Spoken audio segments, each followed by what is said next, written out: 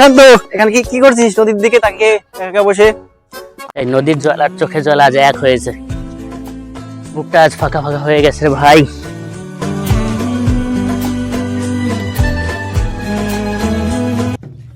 এই ওইটা এবার দেখ শান্ত, নদীতে কি পড়ে রয়েছে আর এবং নড়ছে এটা, তাই তো?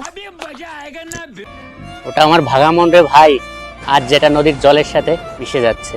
দূর বেটা, ওটা তোর মন না, এটা একটা কাতলা মাছ। তাড়াতাড়ি ধরবো, নদীর ঢেউ এখানে এসে পড়েছে। তাড়াতাড়ি তাড়াতাড়ি, রাত্রে 2 কাতলা হবে। আরে